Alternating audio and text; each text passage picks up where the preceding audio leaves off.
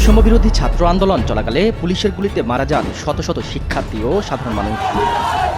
আন্দোলনে শিক্ষার্থীদের তাজা রক্তেও মন ভেজেনি ফ্যাসিস্ট হাসিনার। বিভিন্ন জায়গায় হামলা, গ্রেপ্তার ও গুলির সরাসরি নির্দেশ দিতেন শেখ হাসিনা। এমনই একটি কল রেকর্ড এখন দেশ টিভির হাতে, যেখানে দেখা যায় ছাত্র আন্দোলনকে ঘিরে তৎকালীন স্বরাষ্ট্রমন্ত্রী আসাদুজ্জামান খান কামালকে পুলিশ দিয়ে ছাত্র জনতার মিছিলে গুলির নির্দেশ দেন শেখ হাসিনা। সেই নির্দেশনার কথা ফোন কল দিয়ে জানান শেখ হাসিনার ব্যক্তিগত সহকারী। আসসালামু আলাইকুম স্যার। স্যার, ওই একটা বিষয় একটু স্যার জানাই রাখি আপনাকে। মাননীয় প্রধানমন্ত্রী এখন একটা বিষয় আপনাকে জানাইতে বলছেন স্যার। সেটা হলো স্যার, ওই সালথায় যেসব বিএনপি জামাতের নেতা আছে এগুলোকে অ্যারেস্ট করে ফেলা, যেভাবেই হোক কিছু অ্যাকশন এখনই ওই ওদের আমি এখনই নিচ্ছি।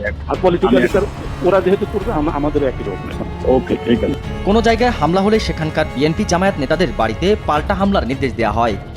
ফ্রম ইউর ইন্টেলিজেন্স সোর্স যে এরপরে যদি কোনো এসিল্যান্ড অফিস, ইউনো অফিস, থানা বা এই জাতীয় কোনো আক্রমণ হয় তাহলে বিএনপি জামাত এবং হেফাজতের ওই নেতাদের বাড়িতে আক্রমণ হয়। কোনো ভূমি অফিসে আগুন দিলে যেন সেখানকার হেফাজত ও বিএনপি জামায়াতের নেতাদের জমির রেকর্ড না দিয়ে সেই জমি দখল করার নির্দেশও দেওয়া হয় স্বৈরাচারের স্বরাষ্ট্রমন্ত্রী কামালকে।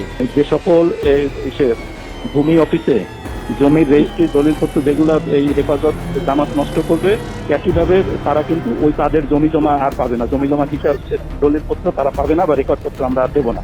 ফরিদপুরের সালতায় বিএনপি জামায়াতের সব নেতাকে যে কোনো মূল্যে গ্রেফতারের কড়া নির্দেশ দেওয়া হয় শেখ হাসিনার পক্ষ থেকে। পলিটিক্যালি লোকালি রিয়েক্ট করা, মানে আমাদের ভাঙলে তাদেরও ভাঙবে। আসলে স্যার এইগুলো আর স্যার ওই একইভাবে আপনাদের পলিটিক্যাল ক্ষেত্রে এগুলো সব থেকে জানান। এই ছাত্রদের সালতায় যেভাবে হোক বেশ কিছু অ্যারেস্ট হয়ে যায় বাড়ি।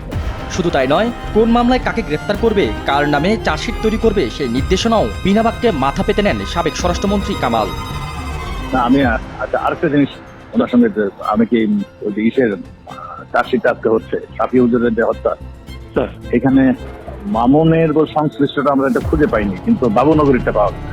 স্যার, ওনাকে একটু জানিয়ে দিন, দাদা আমরা চার্জশিটটা রেডি করছি।